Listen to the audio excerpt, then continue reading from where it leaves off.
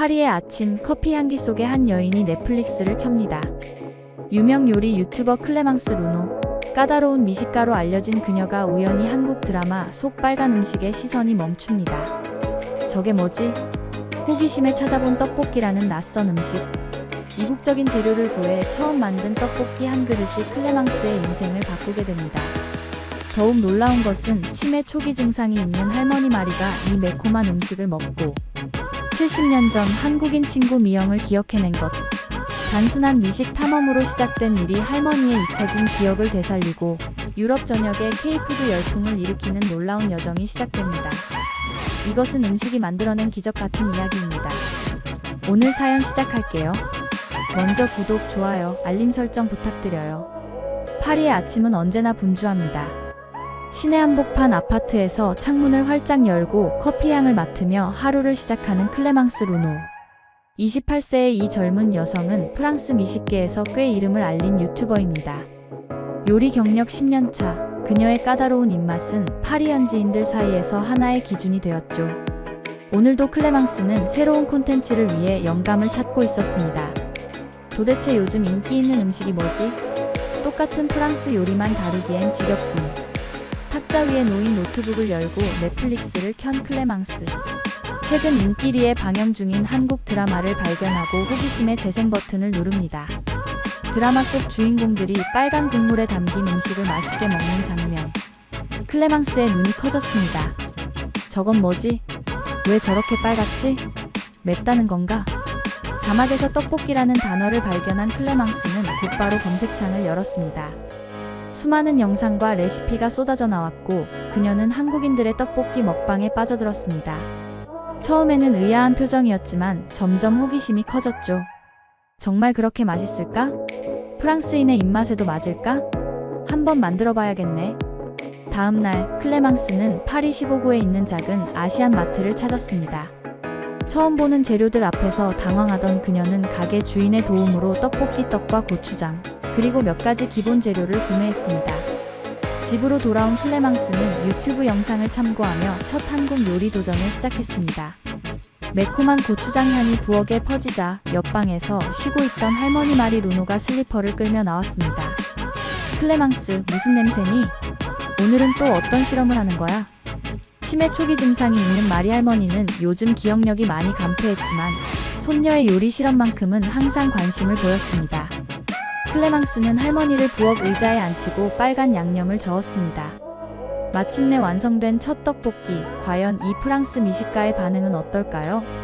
자, 할머니. 한국 음식인데 한번 맛보세요. 떡볶이라고 하는 거예요. 클레망스는 조심스럽게 할머니 앞에 그릇을 내려놓았습니다. 평소 프랑스 정통 요리만 고집하던 마리 할머니가 이 낯선 음식을 어떻게 받아들일지 걱정이 됐죠. 하지만 놀랍게도 할머니는 떡볶이의 매콤한 향을 맡고는 호기심 어린 표정을 지었습니다. 이상한 냄새네. 하지만 나쁘지 않아. 어디서 본 것 같기도 하고. 마리 할머니는 떡 한 조각을 포크로 집어 조심스레 입에 넣었습니다. 처음엔 놀란 표정이었지만 곧 미소를 짓더니 두 번째 한 입을 더 크게 먹었죠. 클레망스도 용기를 내어 떡볶이를 맛보았습니다. 이게 뭐지? 달고 맵고 이런 맛은 처음이야. 중독성 있네. 클레망스가 놀라움을 감추지 못하고 있을 때 마리 할머니의 눈에서 갑자기 눈물이 흘러내렸습니다. 클레망스는 당황해서 할머니의 손을 잡았습니다. 할머니, 괜찮으세요? 너무 매워요? 다른 것 드릴까요? 하지만 마리 할머니의 표정은 고통이 아닌 깊은 추억에 잠긴 듯 했습니다. 천천히 입을 열었죠. 아니, 매운 건 괜찮아. 그냥 기억이 나는구나. 전쟁 후에 파리에 왔던 한국인 여성 기억나니? 미영이라고. 우리 집 옆에 살았던. 클레망스는 할머니가 오랫동안 기억하지 못했던 이름을 말하는 것을 듣고 놀랐습니다. 마리 할머니는 기억의 조각을 더듬으며 이야기를 이어갔습니다. 그녀가 가끔 이런 음식을 해줬어. 그 시절엔 이런 재료들을 구하기 힘들어서 조금 다른 맛이었지만 정말 비슷한 느낌이야. 클레망스는 할머니의 말에 귀를 기울였습니다. 할머니의 기억 속에서 오래전 잊혀진 우정이 떡볶이 한 그릇으로 되살아나고 있었습니다. 마리 할머니는 오랜만에 선명한 정신으로 클레망스의 이름을 부르며 웃음 지었습니다. 클레망스, 고마워. 이런 맛을 다시 느끼게 해줘서. 미영이. 그녀는 내가 슬플 때마다 이 음식을 해줬어. 이게 우리나라의 위로 음식이라고 했지. 그날 저녁 클레망스는 자신의 유튜브 채널에 특별한 영상을 올렸습니다. 프랑스 미식가가 처음 맛본 한국 떡볶이, 그리고 할머니의 눈물이라는 제목의 이 영상은 클레망스의 평소 콘텐츠와는 사뭇 달랐습니다. 단순한 맛 평가가 아닌 음식이 불러일으킨 감정과 기억에 관한 이야기였죠. 클레망스의 떡볶이 영상은 하룻밤 사이에 폭발적인 반응을 얻었습니다. 평소 5만 뷰를 넘기지 못하던 그녀의 채널에 30만, 100만, 그리고 일주일 만에 300만 뷰를 돌파한 것입니다. 댓글창은 전 유럽에서 몰려온 시청자들의 호기심 어린 질문들로 가득 찼습니다. 독일에서도 이 떡볶이라는 것을 먹을 수 있나요? 영국에서 고추장을 구할 수 있는 곳이 있을까요? 루마니아에서는 이런 떡을 어디서 살 수 있죠? 클레망스는 자신의 영상이 이토록 큰 관심을 받을 줄 몰랐습니다. 시청자들의 요청에 따라 그녀는 후속 영상으로 파리 곳곳의 한국 식품점을 소개하기 시작했죠. 놀랍게도 그녀가 방문한 아시안 마트들은 이미 한국 식품 코너가 확장되고 있었습니다. 여러분, 믿기지 않으실 거예요. 제가 처음 왔을 때보다 한국 식품 코너가 2배로 커졌어요. 고추장 종류만 해도 5가지가 넘네요. 파리 18구의 대형마트 매니저 피에르는 카메라 앞에서 흥미로운 증언을 했습니다. 최근 몇 주 사이에 한국 식품 수요가 급증했습니다. 특히 떡볶이 떡과 고추장은 들어오자마자 동이 나는 상황입니다. 급기야 순알이라는 요구르트 소주까지 들여왔는데 이것도 금방 품절되더군요. 클레망스의 영향력은 프랑스를 넘어 유럽 전역으로 확산되었습니다. 독일 베를린, 영국 런던, 이탈리아 밀라노에서도 현지 유튜버들이 클레망스의 영상에 영감을 받아 한국 음식 도전 콘텐츠를 만들기 시작했죠. 특히 런던의 인기 요리사 제임스 올리버는 자신의 쿠킹쇼에서 영국식 떡볶이를 소개해 화제가 되었습니다. 그러나 이 열풍의 중심에 있던 클레망스는 점차 고민에 빠졌습니다. 유럽 각지에서 찾은 한국 식품들이 본토의 맛과는 미묘한 차이가 있다는 사실을 발견한 것입니다. 특히 현지화된 제품들은 유럽인의 입맛에 맞추느라 원래의 맛을 잃어버린 경우가 많았죠. 집으로 돌아온 클레망스는 할머니에게 자신의 고민을 털어놓았습니다. 할머니, 이 떡볶이 열풍이 커지고 있지만 뭔가 진짜 맛을 전달하지 못하는 것 같아요. 사람들이 좋아하는 건 한국 음식이 아니라 그냥 현지화된 아시안 음식 같아요. 마리 할머니는 지팡이를 짚으며 부엌 의자에 앉아 현명한 조언을 건넸습니다. 진짜 맛을 알려면 그 나라에 가봐야 하는 법이지. 내가 프랑스 요리를 진짜로 이해한 건 레시피가 아니라 이 땅에서 자란 재료들을 맛보고 나서였단다. 클레망스는 할머니의 조언을 깊이 새겼습니다. 다음 날 그녀는 파리 곳곳의 한국 식당을 방문하기 시작했습니다. 정통 한식부터 퓨전까지 각기 다른 분위기의 식당에서 클레망스는 진짜 한국 맛을 찾아 헤맸습니다. 그러나 모든 식당이 조금씩 현지화된 맛을 내고 있었고, 이는 그녀가 유튜브에서 본 한국 본토의 모습과는 달랐죠. 여러분, 제가 10곳의 한식당을 돌아봤어요. 하지만 모두 비슷한 고민을 안고 있더군요. 한국 전통 레시피대로 하면 현지인들이 잘 먹지 않는데요. 매운맛을 줄이고 간을 더 싱겁게 해야 프랑스 사람들이 찾아준다는 거죠. 유튜브 채널에 이런 현실을 공유하자 시청자들의 반응도 나뉘었습니다. 일부는 현지화는 당연하다며 이해를 표했고, 다른 이들은 정통성을 잃은 음식에 실망을 표했죠. 그러던 어느 날 클레망스의 이메일함에 의외의 제안이 도착했습니다. 클레망스님, 안녕하세요. CJ제일제당 유럽 마케팅 팀입니다. 최근 떡볶이 관련 영상들 잘 보았습니다. 저희가 한국 본사의 초청으로 클레망스님을 한국으로 모시고 싶습니다. 진정한 K-푸드의 비밀을 찾아 떠나는 여정에 함께 해주시겠습니까? 클레망스는 놀라움을 감추지 못했습니다. 자신의 작은 호기심이 이제는 한국 대기업의 눈에까지 들어왔다니. 그녀는 할머니와 상의했습니다. 할머니, 한국에서 초청이 왔어요. 2주 동안 떠나 있을 수 있을까요? 마리 할머니는 환한 미소로 고개를 끄덕였습니다. 당연하지. 네가 없는 동안 옆집 마르셀이 나를 돌봐줄 거야. 가서 미영이의 나라를 직접 느껴보렴. 한국행을 결정한 클레망스는 마지막으로 파리 시내 대형 마트들을 순회하며 현지에서 판매 중인 한국 식품들을 취재했습니다. 그녀가 발견한 것은 놀라웠습니다. 떡볶이 소스는 저마다 다른 맛을 내고 있었고 같은 브랜드라도 유럽용과 한국 수출용이 다르게 제조되고 있었습니다. 특히 유럽 버전은 설탕 함량이 높고 매운맛은 대폭 줄어들어 있었죠. 현지화에만 신경 쓴 나머지 정작 진짜 맛이 빠져버렸어요. 이건 마치 에스프레소를 물에 타서 마시는 것과 같아요. 진한 맛을 느낄 수 없죠. 이 영상은 45만 뷰를 기록하며 유럽 내 한국 식품 마케팅 담당자들 사이에서도 화제가 되었습니다. 현지화와 정통성 사이에서 균형을 찾는 것, 그것이 클레망스가 한국 방문을 통해 찾고 싶은 답이었습니다. 인천공항에 도착한 클레망스는 생각보다 더 큰 환대를 받았습니다. CJ제일제당뿐 아니라 삼양식품, 오뚜기, 농심 등 한국의 여러 식품기업 관계자들이 그녀를 반겼죠. 클레망스는 서울 첫날부터 진짜 한국 음식의 맛에 압도되었습니다. 파리에서 먹던 것과는 완전히 달라요. 이 맛의 깊이, 복합성. 정말 놀랍습니다. 클레망스는 매일 다른 공장과 연구소를 방문하며 한국 식품 산업의 비밀을 배워갔습니다. 특히 농심 연구소에서 라면 개발 과정을 지켜본 그녀는 깊은 인상을 받았습니다. 여러분, 믿기 어려울 정도예요. 단순히 맛있는 음식을 만드는 것이 아니라 과학적 접근으로 재료 하나하나를 연구하고 있었습니다. 말 그대로 맛의 과학이었죠.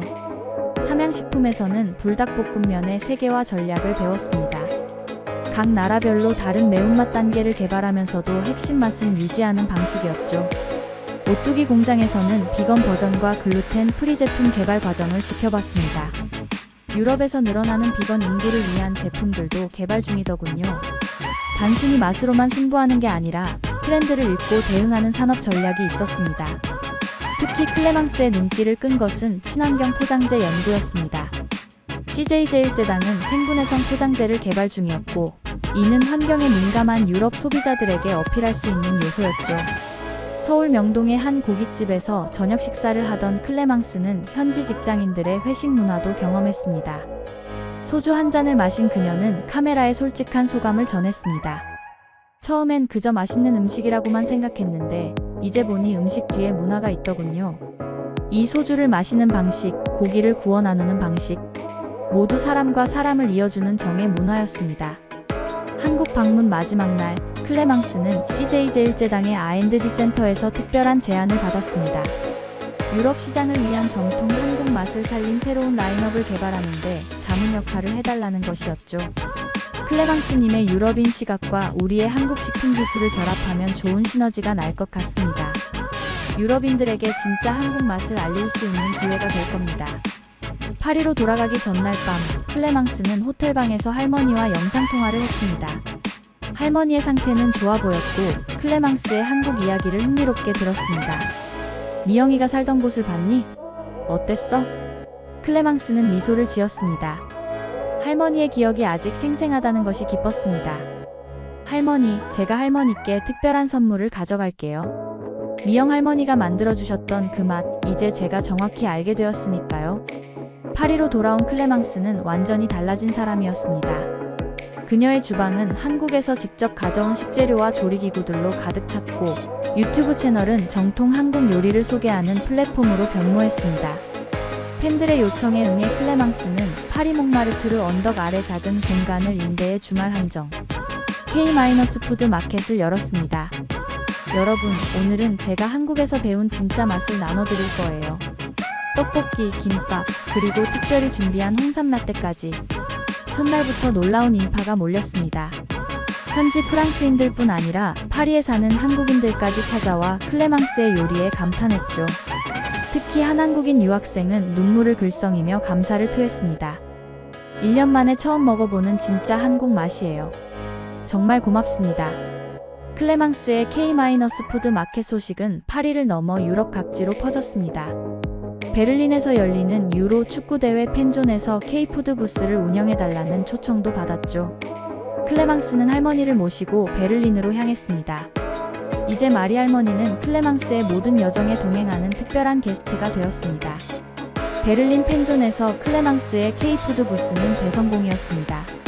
축구 경기를 보러 온 각국의 팬들이 떡볶이와 김밥을 맛보며 한국 음식의 매력에 빠져들었죠. 독일 최대 방송사 기자는 클레망스를 인터뷰하며 K푸드 열풍의 비결을 물었습니다. 단순한 맛의 차이가 아니에요.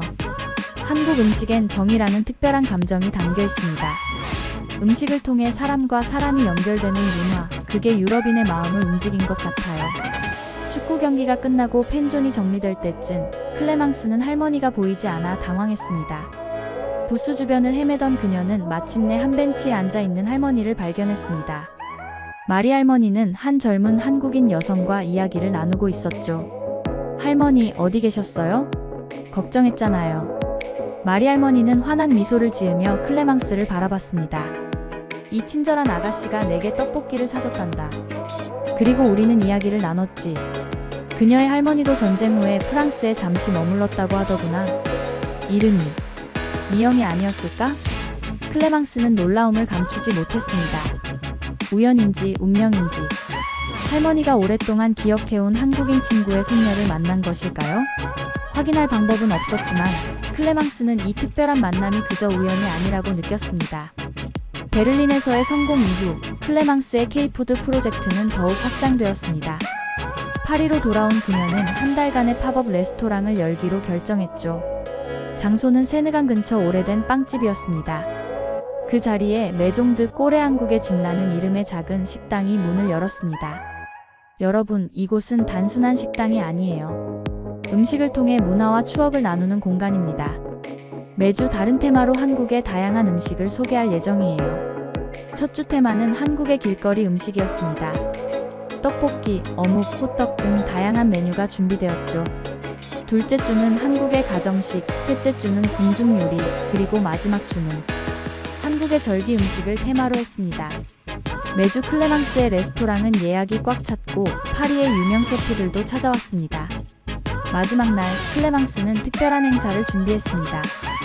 추억의 맛이라는 테마로 손님들이 자신의 추억이 담긴 음식 이야기를 나누는 시간이었습니다. 많은 사람들이 자신의 어린 시절, 여행 중 만난 특별한 음식, 그리고 그 맛이 불러일으킨 감정을 공유했죠. 분위기는 점점 따뜻해졌고 낯선 이들 사이에서도 깊은 공감대가 형성되었습니다. 행사가 마무리될 무렵 클레망스는 마지막 순서를 알렸습니다. 바로 할머니 마리의 특별한 이야기였죠. 클레망스는 할머니를 무대 중앙으로 모셨습니다.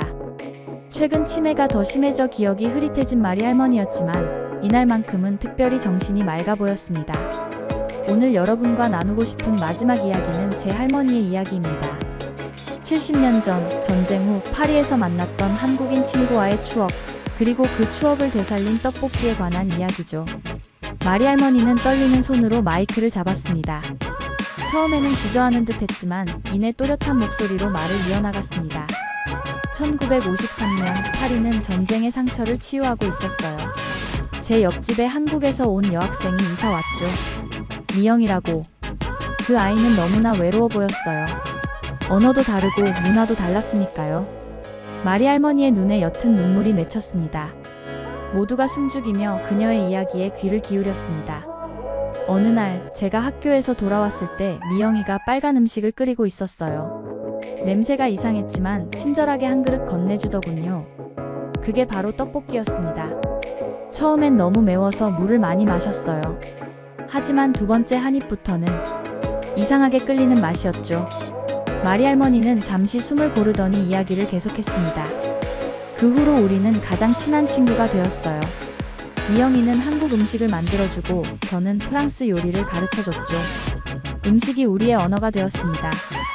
하지만 3년 후 미영이는 한국으로 돌아가야 했고 우리는 다시 만나지 못했습니다. 갑자기 마리 할머니는 무대 가장자리에 서 있던 클레망스를 바라보며 환한 미소를 지었습니다. 그런데 내 손녀 클레망스가 70년 만에 그 맛을 다시 내게 가져다 주었어요. 이건 단순한 음식이 아니에요. 이건 기억이에요. 잊고 있던 내 젊은 시절의 기억, 우정의 기억을 되살려준 선물이죠. 마리 할머니의 말에 객석에서는 감동의 박수가 터져나왔습니다. 클레망스는 눈물을 참으며 할머니를 안았습니다. 이 순간 레스토랑 문이 열리고 한 노인이 들어왔습니다. 한국인 여성이었죠. 뒤이어 중년의 한국 여성과 젊은 남성이 따라 들어왔습니다. 마리, 정말 마리 루노 맞니? 마리 할머니는 놀란 눈으로 그 노인을 바라봤습니다. 그리고 천천히 일어나 다가갔죠. 미영? 어떻게? 두 노인은 70년 만에 재회한 것이었습니다. 베를린 펜존에서 만났던 젊은 한국 여성이 SNS에 마리 할머니와의 만남을 올렸고 그것이 미영 할머니의 손녀에게 전해진 것이었습니다. 미영 할머니는 파리행 비행기에 올랐고 딸과 손자와 함께 옛 친구를 찾아온 것이었죠. 두 노인의 포옹 속에서 클레망스는 음식이 단순한 맛 이상의 것임을 깨달았습니다. 그것은 사람과 사람을 잇는 다리, 시간과 공간을 뛰어넘는 기억의 매개체였습니다. 미영 할머니와 마리 할머니의 감동적인 재회 이후 클레망스의 K-푸드 프로젝트는 단순한 음식 소개를 넘어 문화교류의 장으로 발전했습니다. 프랑스 국영방송에서 이 이야기를 다큐멘터리로 제작했고 유럽 전역에서 방영되었죠. 클레망스는 미영 할머니의 딸 김수연 씨로부터 한국 전통 요리를 더 깊이 배우기 시작했습니다. 김치를 담그는 과정이 정말 신비로웠습니다. 단순한 발효 음식이 아니라 가족의 사랑과 정성이 담긴 문화적 행위였죠. 특히 온 가족이 모여 김장을 하는 모습은 우리의 포도 수확철과 비슷한 느낌이었습니다. 클레망스의 유튜브 채널은 이제 단순한 요리 소개를 넘어 한국과 유럽의 음식, 문화를 비교하고 연결하는 콘텐츠로 진화했습니다. 프랑스 치즈와 한국 장류의 발효 과정, 비교, 프랑스 빵과 한국 떡의 문화적 의미 등 깊이 있는 주제를 다루며 시청자들의 호응을 얻었죠. 클레망스의 영향력은 점점 커져 마침내 한국농수산식품유통공사로부터 유럽 K푸드 홍보대사 제안을 받았습니다. 그녀는 이제 유럽 각지에서 열리는 한식 페스티벌의 주요 인사가 되었고 각국 K푸드 마켓 확장을 위한 컨설팅도 맡게 되었습니다. 프랑스 사람들이 한국 음식을 받아들이는 방식이 달라지고 있어요. 처음엔 그저 이국적인 맛으로 시작했지만 이제는 그 음식 뒤에 담긴 이야기와 문화를 이해하기 시작했습니다. 김치를 반찬이 아닌 메인 요리로 즐기는 레스토랑도 생겼고 고추장을 활용한 프렌치 소스를 개발하는 셰프들도 늘고 있죠. 한편 마리 할머니와 미영 할머니는 클레망스의 작은 레스토랑에서 일주일에 한 번 할머니의 특별 요리 교실을 열게 되었습니다. 한국과 프랑스의 가정식을 함께 배우는 공간이었죠. 비록 치매로 기억이 흐릿해지는 날도 있었지만 요리를 할 때만큼은 두 할머니 모두 선명한 기억력을 보였습니다. 어느 날 SIAL 파리 식품 박람회에서 연설을 마친 클레망스는 흥미로운 통계 자료를 발표했습니다. 지난 1년간 유럽 내 한국 식품 수입량이 40% 증가했습니다. 특히 고추장, 김치, 떡볶이 소스의 성장세가 두드러지고 있죠. 이제 한국 식품은 단순한 아시안 푸드의 하위 카테고리가 아닌 독립적인 식품군으로 자리 잡았습니다. 클레망스는 연설을 마치며 자신의 진심을 전했습니다. K푸드 열풍은 단순한 유행이 아닙니다. 이것은 음식을 통한 문화혁명이자 사람과 사람을 잇는 다리입니다. 제 할머니와 미영 할머니가 70년 전에 떡볶이 한 그릇으로 우정을 쌓았듯이 오늘날 우리도 음식을 통해 국경을 넘어 서로를 이해하고 있습니다. 파리의 작은 아파트에서 시작된 한 그릇의 떡볶이는 이제 유럽 전역에 퍼진 한식 열풍이 되었습니다. 그리고 그 중심에는 단순한 맛을 넘어 사람과 사람을 잇는 정의 문화가 있었습니다. 클레망스의 카메라 앞에서 마리 할머니와 미영 할머니는 함께 웃으며 떡볶이 떡을 느리고 있었고 그 모습은 그 어떤 말보다 강력한 메시지를 전하고 있었습니다. 마지막 촬영을 마친 클레망스는 카메라를 내려놓고 할머니들 곁으로 다가갔습니다. 그리고 살며시 속삭였습니다. 이게 진짜 유럽에서 벌어진 일이에요. 떡볶이에 눈물 흘린 프랑스 할머니의 사연. 그리고 그 뒤에 이어진 우리 모두의 이야기입니다. 1년만 살다 가자는 계획으로 한국에 온 소피아 루카. 우크라이나계 폴란드인 아버지와 슬로바키아 출신. 어머니를 따라 10살에 한국에 온 소피아는 이제 32살이 되었습니다. 유럽 여러 도시를 떠돌며 정착이라는 감정이 사치였던 소피아 가족에게 한국은 새로운 희망이었죠. 처음엔 낯설었던 인천공항의 질서 정연함, 지하철의 조용함, 그리고 서로를 배려하는 문화가 소피아의 마음을 사로잡았습니다.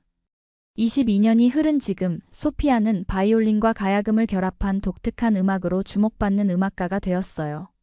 유럽으로의 귀환을 포기하고 한국에 남기로 한 소피아. 그녀가 한국을 선택한 이유는 무엇일까요? 전쟁과 불안으로 떠돌던 소녀가 한국에서 찾은 진정한 고향의 이야기를 들려드립니다. 오늘 사연 시작할게요. 먼저 구독, 좋아요, 알림 설정은 다음 영상 제작에 큰 힘이 됩니다.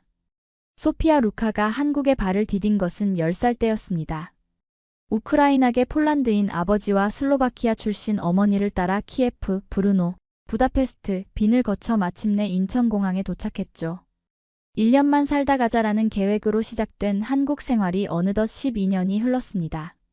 이제 22살이 된 소피아는 누구보다 한국을 사랑하는 한국인이 되었어요. 소피아의 가족은 전쟁과 정치적 불안, 생활고로 인해 유럽 여러 도시를 떠돌았습니다. 매번 새로운 언어, 새로운 문화에 적응해야 했기에 정착이라는 감정은 사치였죠. 끊임없이 이사를 다니며 소피아는 어린 나이에도 불구하고 짐을 싸는 것에 익숙해졌습니다. 그러던 중 아버지가 한국의 오케스트라에서 단기 연주 기회를 얻게 되면서 가족은 서울행을 결정했어요. 아버지의 얼굴에서 오랜만에 희망의 빛이 보였고 어머니도 조심스레 기대에 차 있었습니다. 처음 한국에 왔을 때 소피아는 모든 것이 낯설었죠. 인천공항의 질서정연함, 지하철의 조용함, 복잡한 분리수거 시스템까지. 특히 학교에서는 더 많은 문화 충격이 기다리고 있었습니다. 반찬이 많은 급식, 수업 중 조는 친구에게도 크게 혼내지 않는 선생님, 그리고 바쁘게 살면서도 서로를 배려하는 모습들. 유럽에서는 볼 수 없었던 광경이었죠. 소피아는 어린 나이였지만 이런 한국의 모습이 신기하기만 했어요. 왜 모두가 이렇게 바쁜데도 서로를 배려할까? 소피아는 자주 궁금해했습니다. 첫 해는 언어 장벽으로 인해 정말 힘들었어요. 학교에서 선생님의 말씀을 이해하지 못해 눈물을 삼킨 날도 많았습니다. 하지만 소피아는 포기하지 않았어요. 바이올린을 통해 자신을 표현하며 조금씩 한국 문화에 스며들었죠. 그렇게 1년이 지나고 2년이 지나고 소피아의 가족은 한국을 떠날 생각을 점점 접게 되었습니다. 한국은 그들에게 안정과 평화를 주었기 때문이었죠. 소피아가 중학교에 입학했을 때 키 크고 이목구비가 뚜렷한 외모 때문에 친구들은 연예인 같다며 다가왔지만 진정한 친구는 없었어요. 소피아의 한국어 실력이 깊은 대화를 나누기엔 부족했기 때문이었죠. 교실 구석에서 혼자 점심을 먹던 날도 많았습니다. 저 애는 웃기만 하지 말은 안 해라는 말을 우연히 들었을 때 소피아는 집에 돌아와 방에서 펑펑 울었어요. 이국 땅에서 느끼는 소외감은 13살 소녀에게는 너무 큰 상처였습니다. 그날 밤 소피아는 일기장에 이렇게 썼어요. 한국에서 영원히 외국인으로만 살게 될까? 진짜 나를 알아주는 친구는 없을까? 눈물로 번진 일기장을 보며 소피아는 깊은 한숨을 내쉬었습니다. 그러나 음악 수행평가 시간에 예상치 못한 변화가 찾아왔어요. 바이올린을 켰던 소피아의 연주에 교실이 완전히 조용해졌습니다. 연주가 끝나자 잠시 정적이 흐르더니 곧 우레와 같은 박수가 터져나왔어요. 소피아의 얼굴에 붉은 기운이 돌았죠. 그 순간 음악 선생님은 소피아, 우리 학교 축제 때 국악부와 협연해보는 건 어때? 라고 제안했습니다. 처음엔 망설였지만 국악부 친구들과 연습하며 소피아는 진정한 친구들을 만들게 되었어요. 특히 국악부 회장이었던 지수와 가까워졌습니다. 지수는 소피아의 서툰 한국어에도 불구하고 인내심을 갖고 대화를 나눴어요. 어느 날 지수의 집에 초대받아 처음으로 김치볶음밥을 맛보았을 때 소피아는 이건 정말 괜찮네? 라고 생각했습니다. 지수의 할머니는 소피아에게 우리나라 음식이 입에 맞아? 라고 물으시며 더 담아주셨죠. 그때 소피아는 처음으로 우리나라라는 표현에 거부감이 들지 않았어요. 오히려 따뜻함이 느껴졌습니다. 마치 자신도 이 우리에 포함된 것 같은 기분이었죠.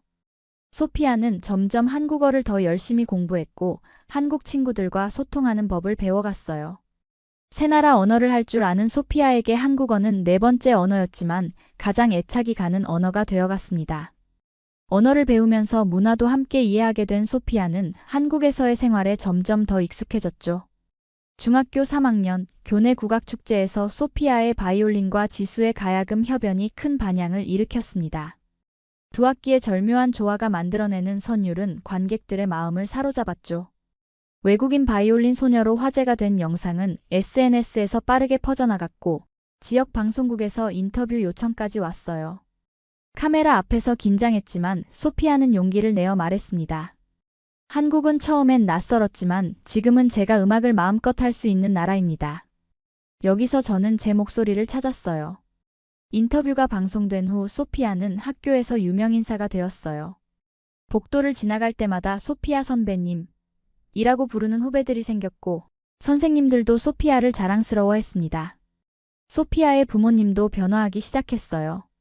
어머니는 봉사활동 중 만난 한국 어르신들과 김장을 담그고 마을 행사에 적극적으로 참여했습니다. 처음에는 언어 때문에 어색했지만 점차 한국 문화에 녹아들어갔어요. 아버지는 인사동에서 클래식과 가야금을 접목한 버스킹 공연을 시작했죠. 주말마다 열리는 아버지의 공연에는 항상 사람들이 모여들었습니다. 이 나라는 우리에게 기회를 준 나라야. 우리도 뭔가 돌려줘야 하지 않을까? 라는 아버지의 말에 소피아는 깊이 공감했어요. 고등학교에 입학한 소피아는 이제 한국어로 일기를 쓰기 시작했습니다. 때로는 한국어 단어가 폴란드어나 슬로바키아어보다 자신의 감정을 더 잘 표현한다고 느꼈어요. 한국사 과목은 여전히 어려웠지만 친구들이 들려준 조선 왕들의 이야기에 흥미를 느꼈습니다. 특히 세종대왕의 한글 창제 이야기는 소피아에게 큰 영감을 주었어요. 소피아는 전통시장 할머니와 나누는 짧은 대화에서도 정이라는 한국 특유의 감정을 체감했습니다. 아이고, 우리 외국인 학생 또 왔네. 오늘은 뭐 살 거야? 이거 서비스야. 할머니의 그 따뜻한 미소는 어떤 언어보다 깊은 의미를 담고 있었죠. 그러던 어느 날 소피아는 큰 결심을 하게 됩니다. 한국 국적을 취득하기로 한 거예요. 부모님은 처음에 놀라셨지만 소피아의 결심을 존중해 주셨습니다. 네가 행복하다면 그게 가장 중요한 거야. 소피아에게 한국은 더 이상 임시 거처가 아닌 진정한 고향이 되어가고 있었죠. 고등학교 시절 소피아는 중대한 결정의 시간을 맞이했습니다. 대학 진학을 앞두고 한국에 남을지 유럽으로 돌아갈지 고민했죠. 밤마다 창문 너머 서울의 불빛을 바라보며 자신의 미래를 그려봤어요. 친척들은 유럽의 명문 음대를 권했지만 소피아의 마음은 이미 정해져 있었습니다. 저는 서울대학교 음대에 도전하겠습니다. 부모님의 표정이 복잡했지만 결국 소피아의 결정을 존중해 주셨어요. 소피아는 더욱 열심히 준비했습니다. 아침부터 밤까지 바이올린을 연습하고 틈틈이 한국어 공부도 게을리하지 않았죠. 그러나 입시 준비 과정은 순탄치 않았어요. 실기는 자신 있었지만 한국어로 치러지는 필기시험이 큰 부담이었습니다. 특히 한국사와 국어 과목은 소피아에게 높은 산과도 같았죠. 밤늦게까지 책상에 앉아 교과서와 씨름하는 날이 많았어요. 소피아는 종종 좌절감에 눈물을 흘리기도 했습니다. 내가 할 수 있을까? 하지만 소피아는 포기하지 않았어요. 지수와 친구들의 도움을 받아 한국어 실력을 키웠고 매일 조금씩 진전을 이루었습니다. 그리고 마침내 수능 당일 소피아는 떨리는 마음으로 시험장에 들어섰죠. 실기시험에서 소피아는 바이올린과 가야금을 함께 연주하는 창작곡으로 심사위원들의 이목을 집중시켰어요. 그녀만의 독특한 연주 스타일은 큰 호평을 받았습니다. 그리고 마침내 꿈에 그리던 합격 소식을 들었죠. 소피아의 합격 소식은 지역사회에서도 화제가 되었어요. 동유럽 출신 소녀의 서울대 입학이라는 제목으로 다시 한번 뉴스에 소개되었습니다. 인터뷰에서 소피아는 한국은 저에게 제2의 고향이에요. 여기서 받은 사랑을 음악으로 돌려드리고 싶습니다. 라고 말했어요. 그 말에는 진심이 담겨 있었죠. 대학 생활은 소피아에게 새로운 도전이었습니다. 전공 수업은 물론이고 한국 학생들과 어울리는 것도 여전히 쉽지 않았어요. 가끔은 여전히 외국인으로 보는 시선에 상처를 받기도 했습니다. 하지만 소피아는 포기하지 않고 자신만의 방식으로 적응해 나갔어요. 특히 대학 오케스트라 활동은 소피아에게 큰 기쁨을 주었습니다. 클래식과 한국 전통음악을 접목한 창작 활동에 참여하며 소피아는 자신만의 음악적 정체성을 구축해 나갔어요. 그리고 2학년 때 소피아는 인생을 바꿀 만한 큰 기회를 얻게 되었습니다. 대학 2학년 때 소피아는 국제음악 콩쿠르에서 대상을 받아 한국을 넘어 세계적으로 주목받기 시작했습니다. 바이올린과 가야금을 함께 연주하는 독특한 스타일로 심사위원들의 눈길을 사로잡았죠. 시상식에서 트로피를 받던 순간 소피아의 눈에는 지난 10년간의 여정이 주마등처럼 스쳐 지나갔어요. 낯선 나라에서 언어도 통하지 않던 10살 소녀가 이제는 당당히 무대에 서서 자신만의 음악을 선보이고 있었죠. 이 대회를 계기로 소피아는 동유럽의 감성과 한국의 정서를 잇는 음악가라는 독특한 포지션을 갖게 되었어요. 음악 잡지들은 소피아를 동서양의 가교 역할을 하는 새로운 음악적 혁신가라고 소개했습니다.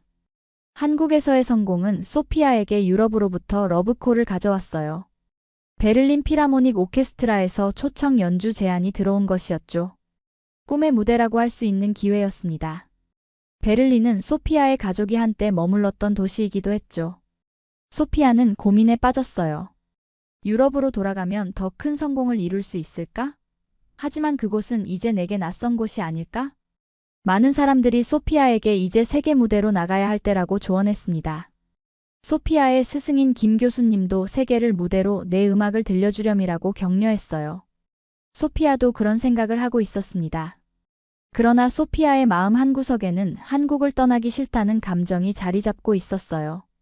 창밖으로 보이는 서울의 풍경, 학교 근처 분식집의 냄새, 지하철에서 만나는 다양한 사람들의 모습. 이 모든 것이 소피아에게는 소중했죠. 고민 끝에 소피아는 베를린의 제안을 단기 연주로만 수락하고 한국에 돌아오기로 결심했어요. 소피아의 결정에 많은 사람들이 의아해했습니다. 왜 더 큰 무대를 포기하고 돌아오는 거야? 이런 질문에 소피아는 이렇게 대답했어요. 한국은 저에게 단순한 거주지가 아닙니다. 제 음악과 정체성의 뿌리가 여기 있어요. 저는 한국에서 진정한 저를 찾았습니다. 그리고 소피아는 귀국 후 더 큰 프로젝트를 시작했습니다. 한국의 전통음악과 클래식을 접목한 창작 음악 프로젝트를 기획한 것이었죠. 이 프로젝트는 소피아의 음악 여정에서 가장 중요한 전환점이 되었습니다. 그녀의 음악은 한국뿐만 아니라 세계 각국에서도 큰 반향을 일으켰어요. 소피아의 음악 프로젝트 동서의 하모니는 대성공을 거두었습니다. 한국 전통악기와 서양 클래식의 결합은 신선한 충격으로 다가왔고 한국 음악계에 새로운 바람을 일으켰어요. 소피아의 음악은 한국의 정서와 동유럽의 감성이 절묘하게 어우러진 독특한 매력을 가지고 있었죠. 공연장은 항상 매진되었고 음반은 발매 직후 차트 상위권에 올랐습니다. 소피아는 인터뷰에서 자주 이렇게 말했어요. 제 음악은 제 정체성을 반영합니다. 저는 동유럽 출신이지만 한국에서 성장했어요. 두 문화가 제 안에서 조화롭게 공존하는 것처럼 제 음악도 그런 조화를 이루고 싶습니다. 이 성공으로 소피아는 한국에서 확고한 입지를 다졌어요. 졸업 후 소피아는 여러 음악대학에서 러브콜을 받았지만 의외의 선택을 했습니다. 서울의 명문 대학들을 뒤로하고 강원도의 작은 예술학교에서 아이들을 가르치기로 한 것이었죠. 왜 더 좋은 조건의 학교를 포기했어? 이런 질문에 소피아는 이렇게 답했어요. 음악의 아름다움을 모든 아이들과 나누고 싶습니다. 특히 기회가 적은 아이들에게요. 제가 처음 한국에 왔을 때 음악이 저를 구했듯이 저도 누군가에게 그런 역할을 하고 싶어요. 소피아의 진심 어린 대답에 많은 사람들이 감동했습니다. 시골 학교에서의 생활은 소피아에게 또 다른 도전이었어요. 서울과는 다른 환경, 다른 문화에 적응해야 했죠. 도시의 편리함에 익숙해져 있던 소피아는 처음에는 불편함을 느꼈습니다. 하지만 소피아는 이 경험을 통해 한국의 또 다른 면을 발견했어요. 도시에서는 볼 수 없었던 정겨운 시골 풍경, 이웃 간의 따뜻한 정, 그리고 순수한 아이들의 모습. 소피아는 이 모든 것에 매료되었죠. 특히 마을 주민들과 함께하는 시간은 소피아에게 특별했어요. 김장철에는 마을 주민들과 함께 김치를 담그고 추석에는 송편을 빚었죠. 처음에는 서투른 솜씨로 송편을 빚다가 모양이 이상하게 나와 웃음거리가 되기도 했습니다. 하지만 그런 순간들이 소피아에게는 더없이 소중했어요. 소피아는 이런 경험을 통해 한국 문화의 진정한 아름다움을 체감했습니다. 도시에서는 느끼지 못했던 한국의 참모습을 여기서 발견했어요. 이런 정서가 바로 제가 한국을 사랑하게 된 이유인 것 같아요. 그러던 어느 날 소피아는 마을 할머니로부터 놀라운 제안을 받게 됩니다. 그 제안이 소피아의 인생을 또 한 번 바꿔놓게 될 줄은 그때는 몰랐죠. 그저 평범한 대화로 시작된 만남이 소피아에게 새로운 사명을 부여하게 될 거라고는 아무도 예상하지 못했습니다. 마을의 김할머니는 소피아에게 뜻밖의 제안을 했습니다. 우리 마을의 문화재를 세계에 알리는 프로젝트를 함께하지 않겠니? 소피아는 처음에 당황했어요. 그녀가 알기로 이 마을에는 특별한 문화재가 없었기 때문이었죠. 김할머니의 말씀에 의아해하던 소피아는 다음날 할머니를 따라 마을 뒷산으로 향했습니다. 갑자기 나타난 좁은 오솔길을 따라 걷다 보니 울창한 숲 사이로 오래된 사찰이 모습을 드러냈어요. 그리고 그 옆에는 잊혀진 듯한 고택이 자리하고 있었죠. 이 집은 조선 중기의 건축 양식을 간직한 귀중한 문화재란다. 하지만 알아주는 사람이 없어. 내 남편의 증조할아버지가 지은 집인데 지금은 관리할 사람이 없어 이렇게 방치되고 있지. 김할머니의 눈에는 서글픔이 맴돌았어요. 소피아는 이 건물의 아름다움에 매료되었습니다. 특히 처마의 곡선과 대들보의 견고함, 그리고 이 모든 것이 자연과 조화를 이루는 모습이 인상적이었죠. 고택에서 내려다보는 마을 풍경은 그야말로 장관이었어요. 소나무 숲 사이로 보이는 구름과 먼 산, 그리고 작은 마을의 지붕들. 소피아는 그 자리에서 결심했습니다. 이 아름다움을 세계에 알리겠어요. 할머니, 걱정하지 마세요. 소피아는 유럽의 지인들과 연락하여 국제 문화교류 프로그램을 기획했어요. 한국의 전통 건축과 음악을 접목한 프로젝트였죠. 소피아는 자신의 음악적 재능과 국제적 네트워크를 활용해 이 프로젝트를 성공시키기 위해 모든 노력을 기울였습니다. 이 소식은 빠르게 퍼져나갔고 문화재청에서도 관심을 보였어요. 처음에는 미심쩍어하던 공무원들도 소피아의 열정과 진정성을 보고 마음을 열었죠. 소피아의 프로젝트는 국가 지원을 받게 되었고 마을은 점차 국제적인 문화 명소로 거듭나기 시작했습니다. 그러나 모든 것이 순탄하지만은 않았어요. 개발을 반대하는 주민들과의 갈등, 예산 문제, 그리고 소피아의 외국인 신분으로 인한 행정적 어려움까지. 특히 일부 주민들은 외국인이 우리 문화재에 왜 관여하느냐며 불만을 표시했습니다. 소피아는 이 모든 문제와 맞서 싸웠어요. 마을 회의에 참석하여 자신의 진심을 전달하고 주민들의 우려를 경청했습니다. 그 과정에서 마을 주민들과의 유대는 더욱 깊어졌고 소피아는 진정한 마을의 일원이 되어갔어요. 프로젝트가 진행될수록 소피아는 깨달았습니다. 자신이 한국을 사랑하게 된 이유는 단순히 문화나 음식이 아니라 이곳 사람들의 정신이었다는 것을요. 어려움 속에서도 서로를 배려하고 함께 발전해 나가는 공동체 정신. 소피아는 이것이야말로 한국의 진정한 아름다움이라고 생각했습니다. 주민들과 회의를 거듭하면서 소피아는 한국의 토론, 문화, 의사결정 방식도 배웠어요. 때로는 격렬한 논쟁이 오가기도 했지만 결국은 서로를 존중하며 합의점을 찾아가는 모습에 감동했습니다. 이런 과정을 통해 소피아는 더욱 깊이 한국 사회를 이해하게 되었죠. 프로젝트가 본격적으로 시작되자 국내외 언론에서도 관심을 보였어요. 동유럽 출신 음악가가 한국 전통 문화재를 세계에 알리다라는 제목의 기사가 실리기도 했습니다. 소피아는 인터뷰에서 이 프로젝트는 저에게 한국에 대한 감사의 마음을 표현하는 방법이라고 말했어요. 문화재 복원 작업이 진행되면서 마을에는 점차 활기가 돌기 시작했습니다. 인근 지역에서 관광객들이 찾아왔고 마을 주민들도 적극적으로 참여하게 되었어요. 특히 학교 아이들은 소피아와 함께하는 문화재 탐방을 통해 자신들의 지역 문화에 자부심을 갖게 되었습니다. 소피아는 이런 아이들의 모습을 보며 더 큰 보람을 느꼈죠. 어느 날 저녁 프로젝트 팀과 마을 주민들이 함께 모여 식사를 하는 자리에서 마을 이장님이 소피아에게 말했어요. 처음엔 외국인이 우리 문화를 어떻게 알겠냐고 생각했는데 소피아 씨는 우리보다 더 우리 것을 사랑하는 것 같아요. 고맙습니다. 그 말에 소피아의 눈시울이 붉어졌습니다. 소피아는 그날 밤 일기에 이렇게 썼어요. 22년 전 한국은 나에게 단지 지도 위의 한 나라였다. 그러나 지금 한국은 내 정체성의 일부가 되었다. 내가 어떤 사람인지, 무엇을 사랑하는지, 무엇을 위해 살아가는지. 이 모든 질문의 답을 한국에서 찾았다. 소피아의 문화재 알리기 프로젝트는 5년째 접어들면서 국제적인 성공을 거두었습니다. 마을은 동서양 문화 융합의 메카로 불리며 매년 수많은 관광객이 찾아오게 되었죠.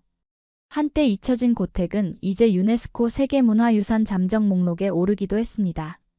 매년 봄이면 국제음악 페스티벌이 열렸고 세계 각국의 음악가들이 이 작은 마을을 찾아 한국 전통음악과 서양음악의 조화를 경험했어요.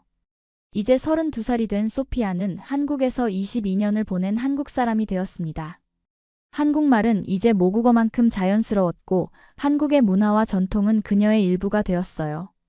소피아는 종종 학생들에게 이렇게 말했습니다. 한국은 저의 선택이자 운명이에요. 제가 누구인지를 알게 해준 곳이죠. 어느 날 유명 다큐멘터리 감독이 소피아의 이야기를 영화로 만들고 싶다는 제안을 해왔어요. 처음엔 망설였지만 자신의 경험이 다른 이들에게 영감을 줄 수 있다는 생각에 소피아는 제안을 수락했습니다. 다큐멘터리 촬영은 소피아에게 또 다른 여정이었어요. 자신의 과거를 되돌아보고 한국에서의 모든 경험을 정리하는 시간이었죠. 과거의 아픔과 기쁨, 성공과 실패를 모두 솔직하게 카메라 앞에서 나누었습니다. 다큐멘터리 촬영 중 감독은 소피아에게 물었죠. 왜 그렇게 한국을 사랑하게 되었나요? 다른 외국인들과는 달리 보여요. 소피아는 잠시 생각에 잠겼다가 대답했습니다. 저는 유럽의 여러 나라를 떠돌며 자랐어요. 그래서 내 나라라는 개념이 없었죠. 하지만 한국에서 처음으로 소속감을 느꼈어요. 소피아의 목소리에는 진심이 묻어났습니다. 사실 처음 한국에 왔을 때는 모든 것이 낯설고 두려웠습니다. 언어도 통하지 않고 문화도 달랐죠. 하지만 시간이 지나면서 한국의 정서가 제 마음에 와닿기 시작했어요. 특히 정이라는 개념이요. 이웃을 돕고 서로 아끼고 함께 기뻐하고 슬퍼하는 그 마음. 그것이 제가 한국을 사랑하게 된 첫 번째 이유입니다. 소피아는 계속해서 말했어요. 한국은 완벽한 나라가 아니에요. 문제도 많고 외국인으로서 어려움도 많이 겪었죠. 처음에는 외모 때문에 다르다고 느껴졌고 한국어가 서툴러 소외감도 느꼈어요. 하지만 이곳에서 사람들이 서로를 배려하고 어려움 속에서도 함께 발전해 나가는 모습을 봤어요. 그게 제가 한국을 사랑하게 된 이유입니다. 다큐멘터리는 대성공을 거두었고 소피아의 이야기는 많은 사람들에게 감동을 주었습니다. 특히 한국에 사는 외국인들에게 큰 울림을 주었죠. 다큐멘터리는 해외 영화제에서도 상을 받았고 한국의 아름다움을 세계에 알리는 계기가 되었어요. 소피아는 이제 문화대사로서의 역할도 맡게 되었습니다. 한국과 유럽 사이의 문화교류를 촉진하는 프로젝트들을 이끌었고 양쪽의 가치를 모두 이해하는 독특한 시각으로 큰 역할을 했어요. 다큐멘터리 방영 후 소피아에게는 예상치 못한 편지 한 통이 도착했습니다. 22년 전 소피아가 처음으로 다녔던 초등학교 선생님이었어요. 소피아, 네가 그토록 한국을 사랑하는 모습을 보니 나도 모르게 눈물이 나더구나. 그때 그 서툰 한국말로 열심히 하려던 모습이 아직도 생생해. 넌 진정한 한국인이야. 그 편지를 읽으며 소피아는 자신의 여정이 헛되지 않았음을 다시 한번 확인했어요. 소피아의 삶은 계속해서 진화했지만 한 가지 변하지 않는 것이 있었습니다. 그것은 바로 한국에 대한 사랑이었어요. 소피아는 종종 이렇게 말했죠. 유럽에서는 평생 찾지 못했던 나의 자리를 한국에서 찾았어요. 이곳이 바로 제 진정한 고향입니다. 한국에서의 소피아의 이야기는 여전히 계속되고 있습니다. 그리고 그녀는 자신의 경험을 통해 많은 이들에게 희망과 용기를 전하고 있죠. 서로 다른 문화가 만나 새로운 아름다움을 창조할 수 있다는 것, 그리고 진정한 고향은 태어난 곳이 아니라 마음이 머무는 곳이라는 것을 말입니다.